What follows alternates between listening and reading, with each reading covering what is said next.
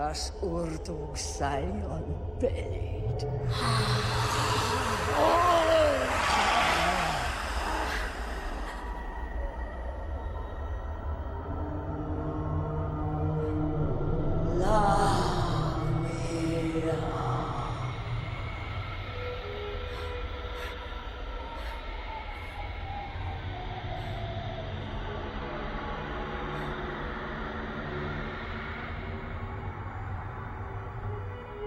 Soon it will be you who comes begging to me.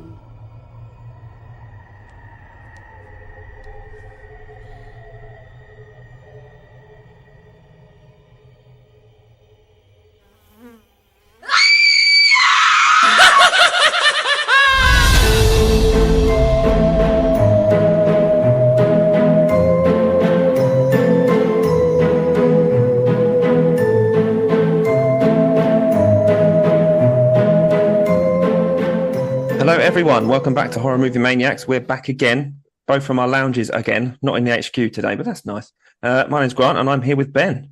Hi guys, thanks once again for tuning in, and we have with us another special guest for you all. So today, I know, sounds surprised, Grant. I'm gasping. Yeah.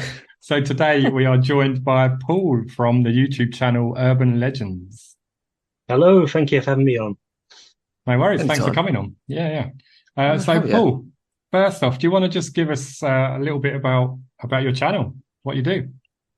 Yeah, absolutely. I'm basically going through each urban legend with basically a synopsis, and then there's some short kind of like video montages, and then there's a general roundup to talk about whether it is actually really happened or whether it's completely made up, which many of them are.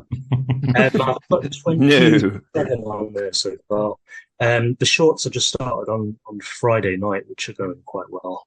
They're quite quick to make as well, them ones. So, yeah. I think I've got 27 videos on there now. And, plans for many more. Excellent. Yeah, that's good, man. I mean, I've seen a few of them. I haven't had time to watch all 27 at the minute. But, yeah, I have seen a few. And they're really good. They're really enjoyable. Just like you say, quick, short, snappy videos that, you know, when you've got a spare 5 or 10 minutes, you can get one or two of them in. So, good stuff. Well, Gotcha. Big fan. Yeah, obviously we'll keep following. We'll keep helping you promote that, and obviously 100%. I'll keep watching as well. So, is there any particular? Sorry to interrupt. Is there any particular legend you enjoyed the most? I think so far the Licked Hand was probably my favourite one to make. Nice. That was a good one. It was possibly the creepiest one as well. I think I remember hearing about that for the first time in college, and I enjoyed that one. And also the Backseat Killer. It's got different names, but that's what we decided to call it. But I think it's probably my favorite as well. It didn't get many views, that one, but I enjoyed making it, and hopefully it's technically one of the best. Yeah.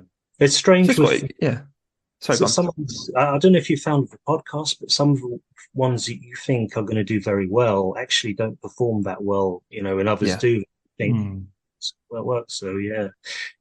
Yeah, I know. We can feel that with what was it, Larmageddon, wasn't it? We thought, all right, this is going to be a banger here, and then it's nah. Yeah, we really did. We thought, that's obscure, that's a bit weird. People are going to be like, what's this? Yeah, definitely didn't. I mean, it was trash though, wasn't it? I think we hoped for a miracle with that, with a killer llama. And, we were just trying to be a bit outside the box, weren't we? Really, and do something a bit different, So very much enjoyed Texas Chainsaw. Oh, thank you. Oh, yeah. Thank you. Thank you. Yeah, thank you very much. That was a fun one. I'd actually like to do a deep dive of the series of that at some point, but that was hard work, that Chainsaw one, because Ben goes through the story in really great detail, and I can't remember 5 minutes ahead. So even though I'd seen it like 40 times, I was like, really? Yeah, like when did that happen? What? Yeah, I don't remember this. Yeah, are you kidding me? What? But that's why you need to. Now in the series. The Texas Chainsaw films, there's quite a few in the series now. Yeah, there's a lot. Yeah, I think I've seen a fair few of them, but one or two of the later sequels I don't think I've caught yet. So you like the latest one, don't you? The latest one, the Netflix one? Yeah. Are you kidding me? I like it. I watched it again the other day. Still great. Oh my God, we're not speaking about this now. So, dude, how good is it to chainsaw a load of like hippies on a bus? Come on. Oh yeah, but that's part of the thing, isn't it? They're all really unlikable. So you I know. root for Leatherface, which is Exactly. kind of, you're not supposed to be rooting for the psychotic killer, are you? Well, You know, sometimes, most of the time, yeah. I loved his new face though. That's cool. His mask was Yeah. cool, wasn't it? Yeah, it's a good one. But right, Right, we're back getting on a track. bit off track there. So, Paul, I was going to say I like the backseat killer one a lot as well. That's an urban legend Yeah. I've heard quite a bit. So I jumped to that one as soon as you put it out, and really liked it. It's even in the film, isn't it? Urban legend. I mean, Yeah, very Is start. it? yeah. So at the start, it's the opening sort of kill I think scene. it's Brad Dourif that plays, I don't know if I've got his name right, but who plays the gas station attendant as well at the start, which is Oh a nice wow! cameo. Yeah, I'll have to I go think he's back. got quite a stutter in it, so the lady can't quite understand what he's saying, and she drives off, and all Yeah. goes wrong. That's it. She thinks he's just being creepy, doesn't she? And she's like, "Oh, I'm Exactly. not going to stick around and let him murder me." And then, Yeah. next minute, oh, I'm not going to let you murder me. yeah, just going to let someone else instead. But yeah, Yeah. Most of right. them. Sorry, Ben. I was No, going to say go on. most do have some sort of moral underlying in them as well, which sometimes they're quite obvious and other times not so much. But yeah, let's try and put that in as well. Yeah, nice. It's good stuff. Okay, right. Let's explain kind of how we come to choose the film that we were going to talk about today, then, really. So, a little while ago, Grant came up with this magical idea that he calls the Wheel of Misfortune. So we ask our guests for roughly 10 movies. We pop all the names into the Wheel of Misfortune, give it a spin, and whatever it lands on is what we discuss with the guests. There you go. And I was jumping for joy on this one. Was you? Yeah, mainly because I knew you once upon a time you weren't sure about the movie, and I've always been a true supporter of this film. I wasn't actually. First time I saw this film, I didn't like it. But we'll come on to that more later on. So the film that the wheel chose is Sam Raimi's Drag Me to Hell. Yeah, it is. Where's all the clapping and whooping, guys? Come on. There you go. Yeah. I don't know how to sound on a mic. Yeah. So yeah, there we go. We're going to chat about Drag Me to Hell. So first off, Grant, do you want to give us the synopsis, the official synopsis from whichever Typically website? IMDb. Yeah. Right. A loan officer who evicts an old woman from her home finds herself the recipient of a supernatural curse. Desperate, she turns to a seer to try and save her soul, while evil forces work to push her to a breaking point. Creepy stuff, right? Whoa. I think it's a bit harsh that a loan officer evicts her. That's not completely accurate. Huh? Well, I always have a problem with these synopses. I don't think that they're always that fair. They're not in detail, are they? But that's pretty much how the film starts, isn't it? I guess, but it's not like she did it. She didn't evict you to doing her job. You know what I mean? True. We'll come on to that when we discuss. But first off, so like I mentioned, it's directed by Sam Raimi, who you may have heard of, listeners. Made a small film called The Evil Dead back in the day. So, nice. couple of sequels: Evil Dead 2, Dead by Dawn, and Army of Darkness, which is I love Army of Darkness. Sorry, Evil Dead 3. Yeah, it's a good one. I thought I loved it, and then I watched it again recently, and I don't love it as much as I thought. I like the little miniature ashes. Yeah, they're good. One seems to divide a lot of people. I find the third one. I mean, I like it personally. I think it's fun. I like it. I just, it's just not. I don't know. It's not Evil Dead. Well, 2's the best, isn't it? I mean, 2 easily wins it all. So yeah, 2's a virtually perfect film in my eyes. So. Yeah. But anyway, we are getting big butt. Getting off track. How much? What's the budget, Ben? Okay, so money, as always. Yeah, budget was 30 million. That's a fair few pennies, so isn't it? That's for a horror movie. That's quite a big chunk, actually. Yeah. Especially from what we've been covering. I mean, it seems fair, though, because some of the effects were awesome, aren't they? So yeah, they really were. You can definitely see where the money goes. But the box office return on that 30 million was only 90.8 million. Just seemed a bit unfair to me. Yeah, so it didn't make a massive amount of money. obviously it made I mean, profit. considering Paranormal Activity made like 200 million, that seems like a massive exactly. deficit. Yeah, but I think this one was marketed in a bit of an odd way, and I think that's what I didn't like when I first watched this. I thought it was going to be like really scary. It was marketed as, as all horror films are, the scariest film you've ever seen, and oh god, you're going to come out petrified and stuff. And then I saw it, and I was like, okay, not really sure about that. What happened there? So, in time, well, after seeing it, obviously I realised it's more of a horror comedy. So, in the vein of Evil Dead. I don't get the comedy though. Yeah, you've mentioned it to me before, but I don't. Yeah, I don't see it. Maybe it's my stupid sense of humour. It could just be me. I don't know. I just thought it was going to be played a lot straighter and scarier than what it was. So yeah, I guess so. There's a lot of that Sam Raimi slapstick humour in there as well, isn't there? Especially in the fight with the old lady in the car. It's still quite scary, but obviously a comedy twist on that too.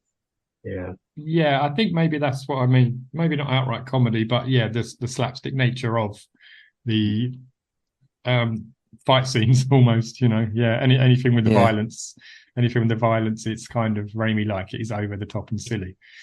Yeah, I mean, that whole, every time that bloody old lady's mouth went around her chin, always freaked me out. But I can only think he's doing that, like you say, for a slightly comedic and also gross you out effect, because it's a very gross film, isn't it, really? If you think about all the fights and fluids that come out. Yeah, there's a lot. It's a gross film. Yeah, it is.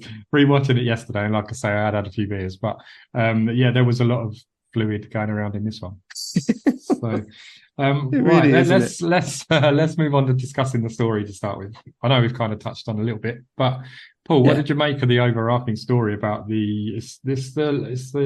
sorry, I'm stuttering a bit. The Gypsy Curse. Yeah, the Lamia Curse, it's called. So what did you make of that? Yeah, fantastic. It's something I didn't really know about before as well. And again, I suppose it's a bit of a morality tale, isn't it, really? Christine could have given her that loan, but she doesn't because she wants to basically progress in her job. Although the lady's disgusting, she really is. And it's she makes a choice and she has to deal with the consequences, which are horrendous. Yeah, I was going to say the consequences are rather extreme. Now you mentioned that she's disgusting, I immediately just thought back to when she's just like phlegming into that handkerchief right at the desk. Like, you dirty person. Yeah, and you like you say, it is a choice, isn't it? That Christine, isn't it? She's called makes, and she chooses to prioritise herself and her future over the welfare of this rather unfortunate-looking woman. Let's say. I do think it's bloody harsh, though. Like, ultimately, she'd had 2 loan extensions, and Christine was well within her rights to decline the loan. And because of that, she gets cursed. I mean, she's only doing her job, isn't she? Yeah. Yeah, like, we know she's trying to do it to get a promotion, but even still, she's had 2 extensions. It's kind of, if this was here and us, we wouldn't get an extension, just get a letter telling you you're out, wouldn't you? So that's it. Yeah, probably not a curse. And then I'd curse them. Yeah, good point. Yeah.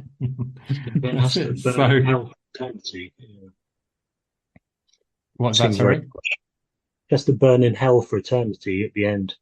Yeah, it does seem a little unfair. But, so it's extreme. Grant, did you like the whole story idea wrapped around the curse? Yeah, I loved it, and I like the whole her, cursing her obviously, and this poor innocent girl slowly becoming, sort of stronger and more resilient and trying to figure it out and come back. But obviously, like I sort of touched on, I can't sort of shake out my head, is that it was just so unfair. Just this curse was like, if she was horrible and nasty, then I get it, but she wasn't, and it kind of just seemed like, I know she was the victim, but she really seemed like the victim. Christine, I'm talking about. Yeah. But in terms of believability, obviously, I know it probably wouldn't work like that, but like a gypsy curse is how I see it, and we kind of know that they are very much real. To what degree they work, I don't know, but no, that's true. That's true. Certainly seem relatable almost. Yeah, definitely. I thought it seemed. I know the film is over the top, but I thought the curse part of it does seem believable. You do hear of, like you say, gypsy curses and things like that. So, and I don't believe there's actually many films that cover this kind of subject matter. No, No. not that I'm aware of. No, I was trying to have a little think, and I was thinking there's a lot of like witchy films and that kind of thing, but not like gypsy curses and things like that. So I'd I certainly certainly can't off the top of my head. Lamia. I couldn't come So up with was that? anything. I'd never heard of a Lamia before either, which was quite No. nice. No, yeah, me neither. Because didn't they kind of say, and I might be wrong here, but the Lamia is like a lamb-shaped demon with clothed feet. I think that's right. Yeah. You see, I'm reading snippets. on IMDb. It says a Lamia is actually a bogey woman from Greek mythology who stalks the countryside looking for children to devour. It was a story used to get young children into their beds at bedtime. Yeah, that's Wow. like the Greek version though. So Well, I don't know, but the bogey woman, like they kind of Yeah. kept with that, though, didn't they? Yeah. very funny. Yeah, nicely done. They did indeed. Okay, so we're all in agreement that the story's pretty good. Yeah. Yeah, big fan. Nice. All right. Well, let's move on and sort of discuss some of the characters. So let's start with Christine. I know we've spoke about her a little bit, but yeah, so she didn't deserve fully what happened to her, but how did you feel about her character in general? That's quite good. I mean, it looks like she was suffering with something at the start. I think there's some sort of self-help or a book she's like an audio book she's listened to on her way to work. Oh, yeah. She's obviously very comfortable, and I remember her boyfriend's mum on the phone saying that he could basically do better than her, and she seems to take that well. So yeah, and before you know it, she's kind of got this horrendous thing to deal with. Yeah, But yeah, I nice. like the character.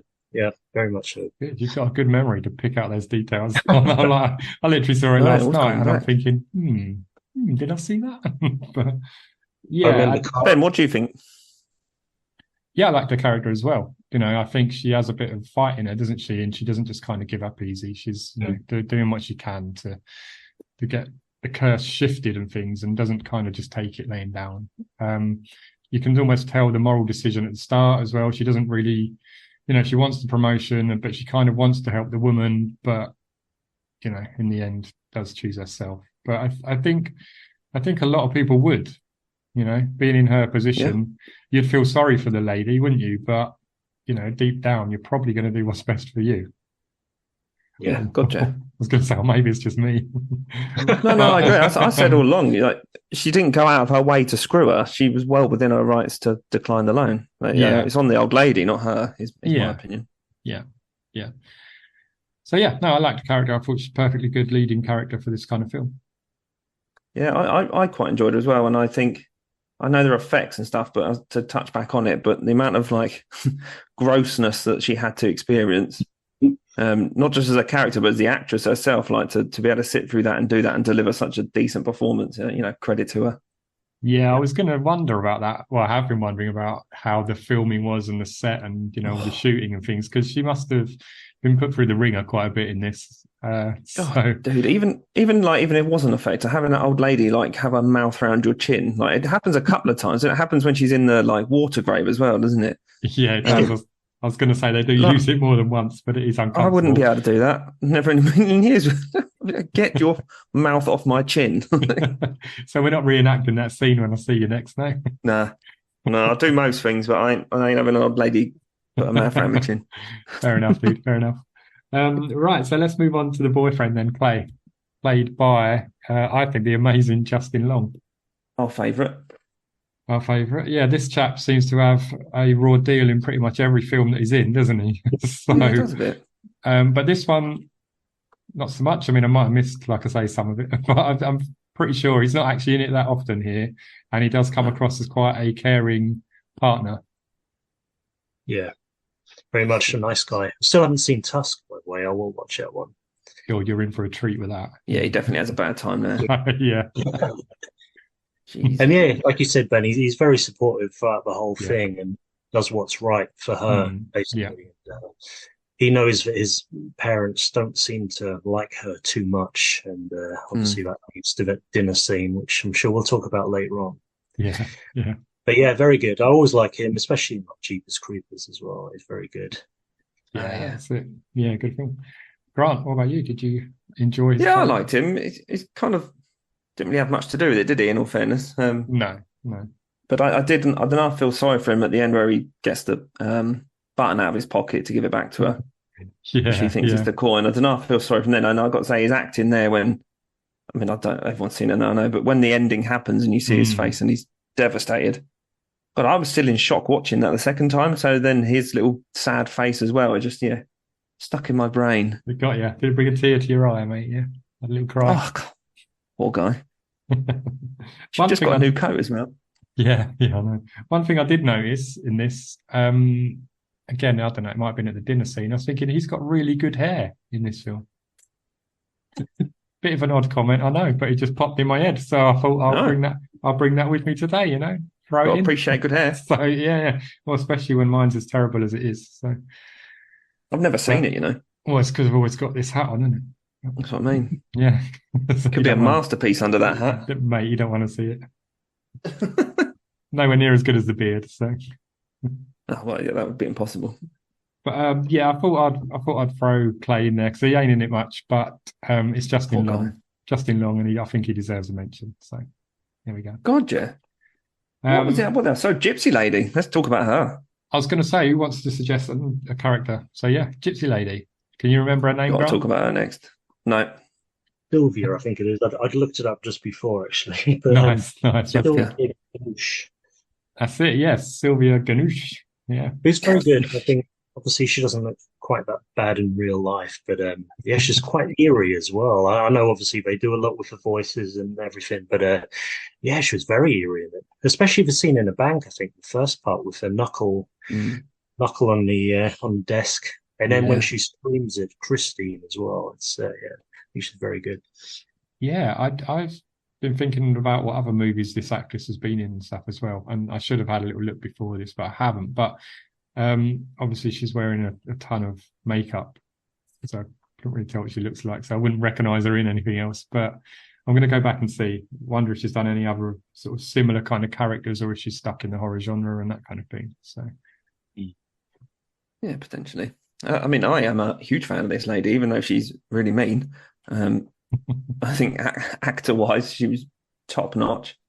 As you say, the scene in the bank scene at the beginning, very convincing. You could tell she was absolutely desperate, and then full of spite afterwards.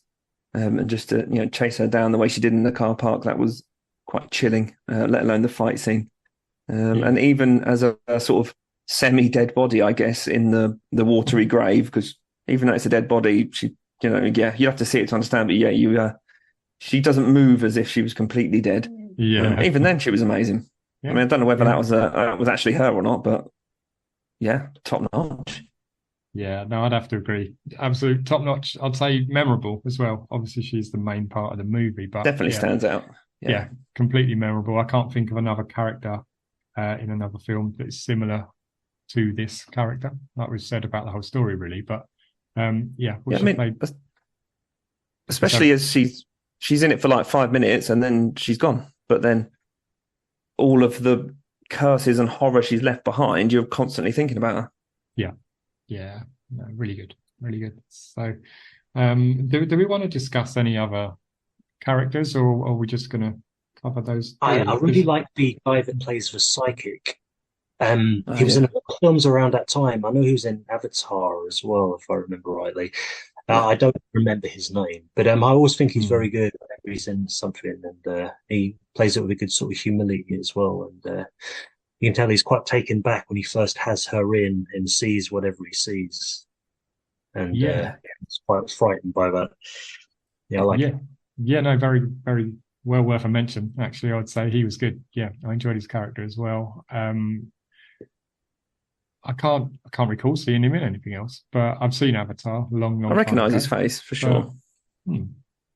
Again, I'll have to check him out. It must be around 2010 time he was in quite a lot, and I'm not sure what's happened since, but I haven't seen him anything for a while. Okay, yeah, I'll go back and have a look. So, do you know who I liked? Go on.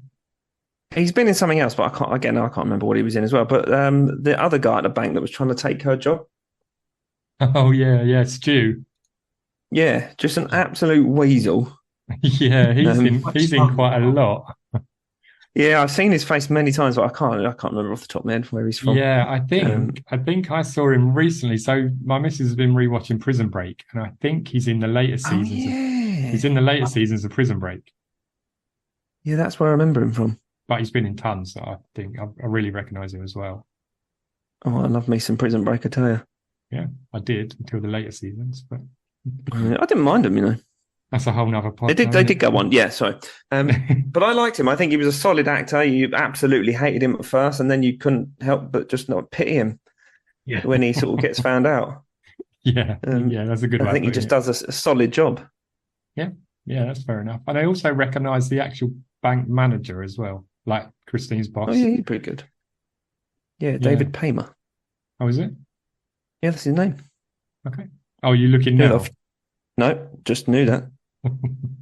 Yeah. Very distinctive face. I recognise him from a lot. Yeah.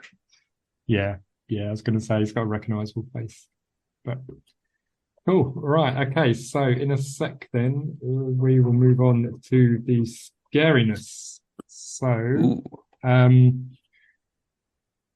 was just going to say, like I mentioned before, I didn't find this scary at all when I first saw it. I don't know if I was in sort of the wrong frame of mind or what, but I can see where the scariness comes from now. You know, there is some actual decent jump scares in here. I don't think there's much tension, but the gross outside of it, you know, is where it builds up a lot of the scares, isn't it? Really. So, Paul.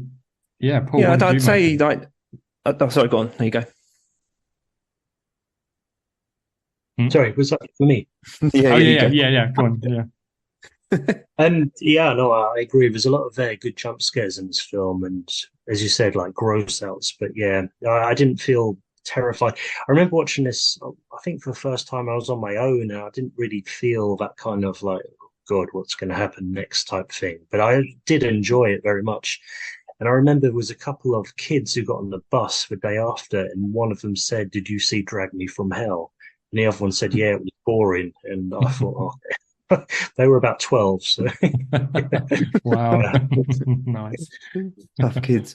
Yeah. I think, like I say, it is more of a kind of gross out, icky feeling kind of movie rather than an all out scare fest, isn't it? But Grant, was there any moments that you thought were particularly scary? No, I was going to touch on what you said about there isn't much tension, but there is also that I felt the sort of sense of desperation because, you know, right at the very beginning, you see that young boy get dragged down to hell. And then you don't know straight away, but I kind of assumed, oh shit, like this is what's going to happen to her. So that sort of constant presence of literally being dragged into hell was just stuck at the front of my mind. So all throughout the movie, I'm worried for her. And obviously she doesn't know what's coming, so she's still desperate regardless because all the stuff's happened to her. But it's sort of that sort of impending doom that could come upon her that really kind of made me feel a bit of tension in the movie. Yeah, that's a really good point. I'd forgotten about that opening scene. It literally... So did I. So yeah, it's really good. And I actually wrote down here, child murder. Because starting off soft. It's the young boy, isn't it, that gets dragged into hell. Yeah. It's the kid. And I was like, oh, wow, that's a harsh start. So... I know. Yeah. No, make sure you pay attention, don't they? Yeah, they really do. The lady that's present there, she's the lady later on in the seance, if I remember. That's it. Yeah. Yeah. I think she sort of almost decided she was going to do something about it, but didn't quite get a plan. My next question for you, Paul, is what about the ambience? What did you think about the ambience and the general feel and, I suppose, setting and environment? Just your overall feelings towards their world and, yeah, like I said, ambiance. I liked it for this one. I think it's quite a fun film, and I think there was just enough tension in there to keep it going. And yeah, I mean, not much happens in between the scares, if you know what I mean. You're always counting down to the next one.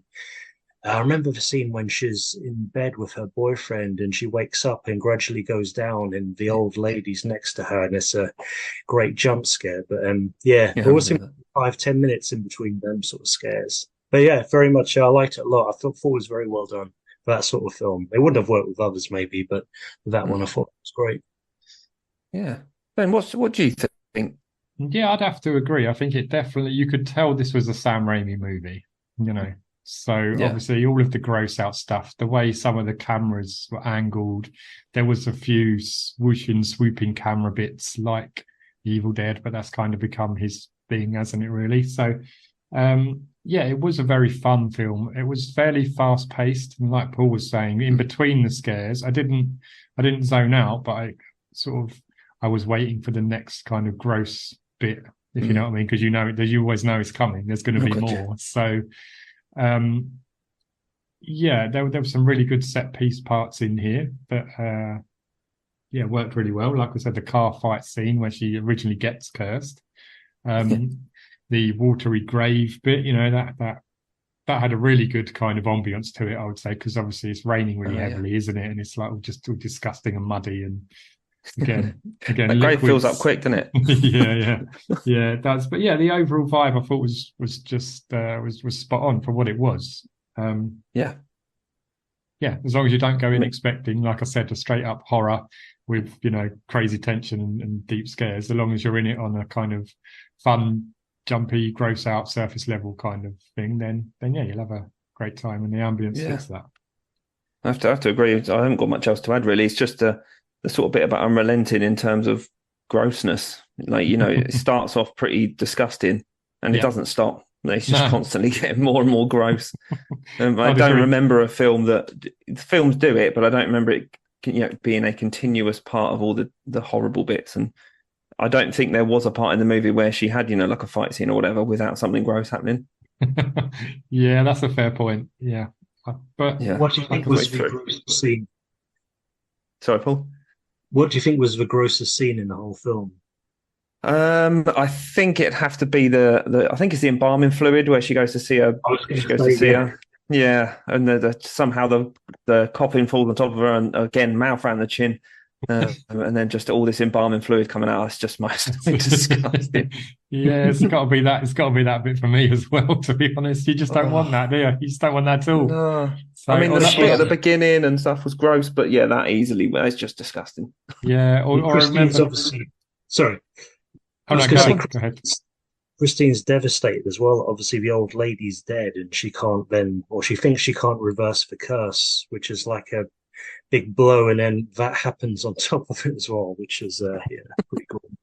Yeah, they're horrible, that family, aren't they? I was going to say, just made her day a whole lot worse than it really was. But I also remember there was like a maggot vomiting scene in there somewhere as well, wasn't there? What? I remember. See, I don't remember this bit. I must have gone blank on it. I think Christine was having a dream. Oh yeah, and the old woman vomits maggots up over her. Of course, because that's just what happens. Yeah, so that's pretty gross as well. Yeah, my God, there was plenty. Fist in the mouth, like that. That's quite gross. Ruler in the mouth. Ruler in the mouth. Yeah.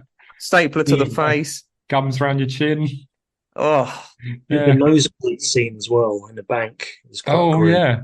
What about that? Yeah. Just goes everywhere. It starts erupting, doesn't it? Yeah. Yeah. If you have a nosebleed like that, that's highly worrying, isn't it? I know, isn't it? She just goes home, doesn't she? Well, I think she does. I can't remember that. I think so. Yeah, I don't know. But yeah, so yeah, ambiance vibe I think was spot on. Grim. So grim, gross, excellent. I know, and I suppose that probably kind of takes us on to sort of sound design, and you could probably say special effects as well, really. Yeah, Dan, why don't you give me some thoughts on sound and effects? I mean, again, the sound design I thought was brilliant because obviously not only you've got the visual grossness, but all the sound is what makes it even worse as well, isn't it?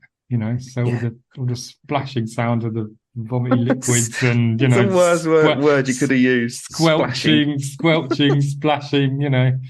Paul, you mentioned this when we were chatting before. The boing of the ruler going in the mouth.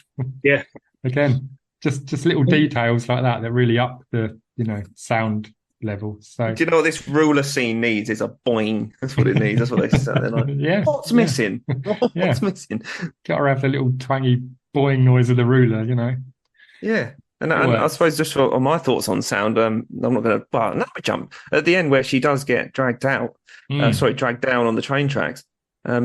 that was like all consuming to me. Like I know it's obviously the centerpiece of this film, but I think the sound and especially the effects on that scene there were truly terrifying, to be honest. And I know obviously it's not real, but I found it quite believable watching it, just seeing her face, sort of crumble away and just slowly go down into hell, and or Justin's little face being terrified. But I thought the effects and sound on that part were especially really good. Yeah, I did. I think the sound, from what I recall, I'm only watching it last night, but from what I recall, the crackling and the fire and the crunching of the track and everything was quite full on. Yeah, so that's good. What did you make of the sound in that scene, Paul? Really good. I think Sam Raimi tends to do his sound very, I don't know if you agree, but in a very particular way, and he does it quite scarily.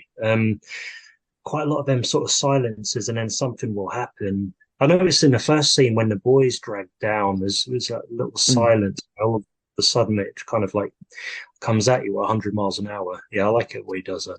Yeah, it's almost like you say, there's that little calm sound. Well, sorry, silence, and then the sound just erupts, and it's kind of chaotic, but also still quite clear. You can still hear what's going on, but it is a big blast of sound, isn't it, with Raimi? So. Oh God, yeah, he loves it. He loves it. He certainly does love a sort of your senses in a film, doesn't he? That's a good way of putting it. He does. Yeah. From every bloody. Are you comfortable? Well, here you go. yeah. So, and even sorry, just to go back onto that last bit as well, especially when Justin goes back with a button, he says, "Oh, you left this button in my jacket," and then she realizes just that music there and her face and her slowly stepping back, and even just falling onto the tracks as well. Yeah. I think that was all. They've nailed it. They really obviously saved up for that false ending and then just annihilate you at the end. Yeah. No, I'd agree. Yeah, I think that's why it stuck in my mind so much. I do actually remember, that little bit of sound coming in there, like you say, where the realization happens. It was very well placed. I remember the first time I saw it, I literally was like, "No, no." I did think, "Oh, well, this is too nice of an ending for what's been horrendous, like as in disgusting." Yeah. But I didn't didn't ever expect for it to happen like that. It's odd, isn't it? Because obviously the clue's in the title, and you're like, but afterwards, when you sit down and you think about it, you're like, it kind of gives away what's going to happen, but not in a bad way, because obviously you see it. It's the opening scene, somebody gets dragged to hell, and it's also the closing scene as well. So, but then I wouldn't have had sorry to interrupt you, man. I wouldn't have had the tension throughout the film if you hadn't seen the first sort of drag, I guess is the best way to word it. Yeah, sort of like I touched on, what could happen. I think without it probably, would have just been something gross without this sort of ominous undertone. Yeah, it needed that open to really make you scared, I think, yeah. And then you see the steps leading up to that as well with Christine, obviously, from the curse all the way up to being dragged in. Because it's quite specific, isn't it? Each day something different happens, and I think the psychic tells her that, if I remember rightly. Yeah, I think he does. Yeah. She's got 3 days and 3 different trials to get through. I know it's not said like that, but that's how I sort of interpreted it. Yeah, it's not long, is it? 3 days. I mean, at least Sadako in the ring gave you 7. I was just thinking about the ring. That's a bit fairer, and it's 7 days, or I've got a week. 3 days. It's not long enough. I've got to say though, I know she was obviously distraught and grossed out and everything, but wouldn't you check what was in the envelope before going into someone's grave and forcing it back into her hand? Like, you'd just check, wouldn't you? You'd sense check. Yeah, I would personally, but this could save my life. Do you know what? Nah, I'll leave it as long as the envelope's sealed. That's all that matters. See, I'd say, Grant, you possibly wouldn't. I would be checking like 15 times. You're like the chaos, and I'm like the calm, isn't it? So it'll be like I'll be checking 15 times, and you'll be like, "No, I don't know." If I'd had embalming fluid going down my face and I was cursed about to die, I think I might have a double check, maybe. Paul, would you have been double checking? I reckon so. Yeah, I can't remember what happened. Something appears in the road, and I think Justin breaks. And I think she just picks up a random envelope, doesn't it, from where her feet are, and there's more there. I think that's, but yes, no, 100%. I like to see that restaurant where she's wondering whether she can give this to anyone else as well. Thought it was quite a good scene, and obviously she chooses not to. Oh yeah, because she goes up to that old man. She goes to give it to the old man, doesn't she? And then is obviously I don't know, is his daughter or wife or something comes across, and then she backs out of it. But yeah, I remember seeing that bit like. Bit of like from It Follows does that in a similar way, doesn't it? They have to eye up who they want to curse. Yeah, that was good. And obviously, with the character, she was being the sort of sweet, nice lady and a real victim and stuff like that. It was kind of out of character for her, and I think she realised that immediately when she was just about got the nerve to go and do it, and quickly realised that no, that's just so wrong. And even then, she was going to try something else. And then I think the guy from the bank comes in as well, doesn't he? The guy she works with, he comes in and can't do it, but she can't do it. He definitely deserved it, but she can do it to him. I was going to say he comes in, and also the scene where he brakes really hard. I think they see an old man in the middle of the road, so he brakes, thinking someone's there, and the guy says something like, "You're going to burn in hell," or something like that. Yeah. So that was quite creepy, from what I remember. So picking out these Easter eggs here, Ben. It's not an Easter egg, is it? It's part of the film. But that's it's not an Easter egg. But what I mean is these little golden nuggets of little bits I didn't remember. Little bits are coming back. Yeah, the bits where I was awake, are clear.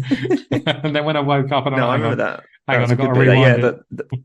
And I remember seeing when the bag fell down, I was like, why are they showing us the envelopes? And I was like, well, that's going to come into play, isn't it? And then it really does. It really does. Yes, that's it. It really does. So special effects wise and stuff, because we went off a bit, didn't we? Special effects wise, I thought makeup was just absolutely top notch, wasn't it? Yeah. What they did to whoever played Mrs. Ganush, that you're never going to forget what that woman looks like, are you? No. So with the eye and the teeth and all the facial makeup and stuff that's burned into my mind. If I ever see someone who looks a bit similar to that out in the street, I'm just fucking running, to be fair. Yeah. Keep your mouth closed. Yeah, that's a good point. Cross over, cover your mouth. Yeah, gotcha. Definitely. Right. Okay. So I suppose that goes down to, I think we covered most things now. Overall thoughts and well, now let's go for that one first. Overall thoughts. Paul, what's your overall thoughts about this one? Really enjoyed it from the first time I watched it. I just loved that film. It's good fun. I think it's good fun, and it's quite funny in places. And if you want to gross out, it's a perfect one. Just hope for a sequel. Yeah, that's quite funny. Actually, we'll come back to that. But So Ben, what's your thoughts? Hit me. Well, as you know, first time I saw this, I was like, "That's shit." Didn't like it at all, and couldn't understand the hype. I was like, "What? Why have I wasted my time watching that?" And then I saw it again a few years ago, and I was like, "Oh, actually, no, I got it wrong. This is an all right film." And then watching it again last night, it went up again in my estimation, and I figured this is an actual top tier horror movie. So there's not been many films that get better with repeated watches, but for me, this one really did. And now I like it quite a bit. I want to know more about it. I want to dig into kind of the behind the scenes stuff, see how they've done some of the crazy, bodily fluid scenes and stuff like that. And the watery grave thing, I want to know more about how they did that, and where they're throwing her around in the car fight and everything. It's just a really fun film. And it would be one I'd recommend if someone's like, "Oh, I don't really know what I want to watch, something kind of scary but not too scary. What can you suggest?" That's going to be up there for me now to say to other people, "Have you seen this?"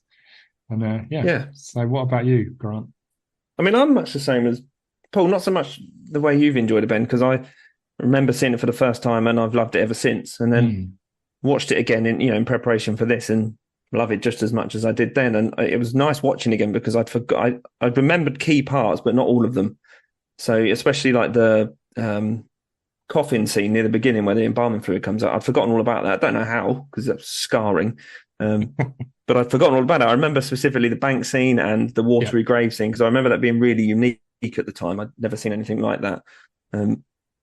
But it was a joy then, and it's a joy again, and I would happily watch it again. And I think I'd like to watch it with someone that doesn't really watch horrors that much and just see how grossed out they can get. That's because it is so disgusting, isn't it? Really, it's just such a disgusting movie. That's the good I'd love to see their reactions. It would be one to watch with people that have no idea what it's about. Yeah, for sure. Yeah, a group of people that don't watch horrors or we just want to, and just to see their faces when these things happen, it would, I'd find that very entertaining. Maybe we can set that up. Oh, gotcha. Yeah, but people can't cheat. We need to see raw reactions. Yeah, definitely. Paul, you mentioned earlier you got a couple of facts about this. I'll let you go first because I don't want to ruin any of yours. Sure. Hit us with the facts. I read that Sam Raimi originally asked Edgar Wright to direct, but apparently he was doing something else, so he couldn't do it, which really surprised me because it's such a Sam Raimi film, isn't it? I wouldn't have thought he'd want anyone else to. But yeah, that was completely surprising to me. I didn't expect to hear that at all. Yeah, that's a good one. No. I wonder what kind of direction Edgar Wright would have took it, because like you've just said, it is a very Sam Raimi film. Yeah. This was written by Sam Raimi and his brother, Ivan, as well. So nice. So they wrote it together. But obviously Sam's influence in his directing really comes through. But Edgar Wright, I don't know where he would have took it. So, yeah, interesting. Might not have been as gross. Yeah, they took all the gross out. Yeah. Cool. What else have you got, Paul? I think you just basically said this, Ben, but yeah, he wrote in 1992 after the Army of Darkness. I'm just reading this, by the way. That's why. No, that's fine. Yeah, so I think it was it 2009 this film came out? So it was quite a long gap there in between. Yeah. Because he had some other, but I think it was after Spider-Man. I think he sort of like went into more detail and started planning a little more. But even then, I think that was 2002 that came out. So quite a lot of time. Yeah. Crazy. Yeah, definitely. I read that as well. That's a long time. To think that he wrote it in the 90s, and watching the film, I think it almost does have quite a late 80s, early 90s horror vibe to it. Yeah. Like you say, you go back and you watch Evil Dead and a lot of other 80s horror films, and they're all about the gross out, all about the splatter, like this film is. So you can definitely see that in the writing, I would say. Absolutely. And also, it's originally going to be called the rather generic title of The Curse. Oh. Yeah, bit crap, right? I didn't know that. Yeah, that is crap. I like Drag Me to Hell. A unique title for a movie as well, I think. Yeah, it says exactly what you're getting. Yeah, but I like it. Yeah, I like it. I like it. It works. Yeah, it works. Right, I've got some fun facts in. Go on. Right, Alison Lohman, the actress who played, what's her name? Christine. Yeah. She did almost all of her own stunts, so that's cool. So she may have actually taken the fluid. Poor girl. Oh, God. Yeah, well. But this one's cool. Oh, no, go on. Yeah, go on. I was just going to say, I haven't actually seen her in a lot else, so maybe she got so grossed out she just like quit horror or something. I don't know. I was thinking that as well. I don't remember seeing her in anything else. I know she's obviously been in other things, but I can't pick any of them. I presume she has. I don't know, but I remember seeing her in Tim Burton's Big Fish. I can't think of anything else I've seen her in. She's been in 4 things apparently. So Big Fish, Drag Me to Hell, White Oleander, whatever that is, and Matchstick Men. So quite a jump up then, really, if you think about it, to not have much on there and then just bang straight into the leading role of a top-notch horror. Yeah, must have impressed. Good effort. Yeah, must have impressed. It looks like it's her last movie as well, so I obviously did. Oh no, she's done a couple of other bits, but not a lot. Looks like she stopped in 2016. But okay, yeah, maybe all the physicality and the gross out stuff just put put her off. That's it. Who knows? Yeah, right. The yellow car. So that's her car, isn't it? I believe. Yes. It's Sam Raimi's own car that his father first bought in 1973. And apparently he's appeared in all of his films except for 3, The Quick and the Dead, For the Love of the Game, and The Oz of the Great and Powerful. So he's had this yellow car that his dad bought in every one of his movies except for those 3. Yeah, is it the Evil Dead one, the Oldsmobile, the Delta? Yeah, Oldsmobile Delta 88, yeah. Yeah. That's cool, right? That is cool. Really cool, yeah. Super cool. Have you got any more? Yeah, I have got another one about what Sylvia Ganush says. But I'm not going to read it because I can't read it or pronounce these words, and I don't want to butcher Hungarian. But yeah, she says a lot of horrible swear words in Hungarian towards her. Oh, really? Yeah. And then I've obviously touched on the The Lamia potentially being a bogey woman from Greek mythology. Yeah, nice. That's about all I've got, really. The fun ones, anyway. I think that's pretty much covered what I was going to bring up. Hold on. One thing I did want to mention, though, actually, Paul, you were saying about a sequel. And one of the questions I was going to ask you is if you could, let's say, make the sequel to this, where would you take the storyline? A very good question. I'd probably focus on Justin Long's character, maybe being middle-aged and, with a family now, and be some relic of the past kind of brought up, and he has to deal with it. Maybe not in the same way Christine did, but maybe deal with some other type of curse that, we don't know about. I think that's what I'd personally, rather than having someone completely that we'd never seen before. Personally, that's the way I'd go with it. How about yourself? That's a really good idea. Carrying on from your idea, maybe I'd open with you seeing Justin Long's character now trying to live a normalish life later on in life. And then he could be the first person. He could be the opening kill. He could get dragged to hell like Christine, like we saw the little boy in the first one. Yeah. And then I'm not sure how I'd link the rest of the film or what would even happen, but my opening scene, would possibly be that. I've got an idea similar to Paul's, to be honest, but mine would be, so same thing, he's middle-aged or, later in life with a family, but she can somehow start to make contact with him. So she's been in hell for like 10, 15 years or whatever, but she's still desperately trying to get out, and somehow through various hauntings or whatever effects she would do, she can sort of reach out to him and get hold of him in various manners, and then he has to try and save her. That's and get her out of hell. I like that. There you go. So between the three of us, we've just made the sequel, right? There you go. Well, we've just written the sequel. Sam's listening. Get us in. Yeah, there we go. Nice.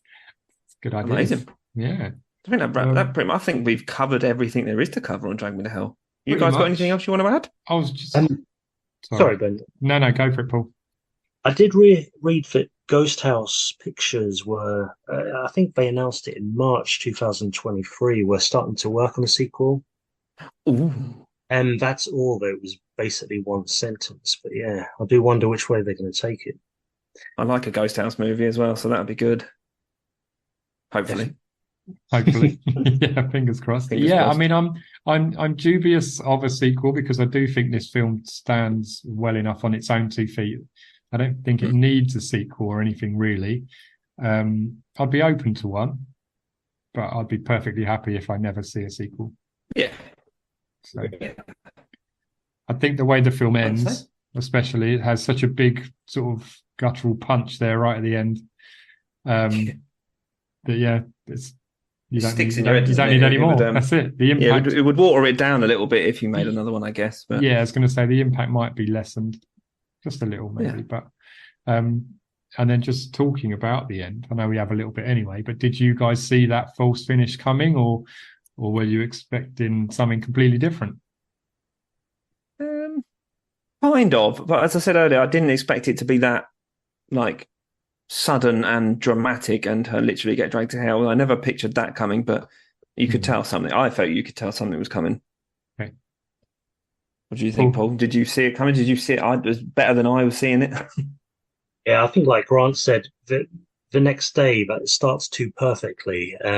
You kind of get the impression something's going to happen, but maybe not to that severity. But yeah, as soon as he pulls that envelope out of his pocket, obviously you get what's going to happen. And you see it as well, which I didn't know if it actually show the full thing. But yeah.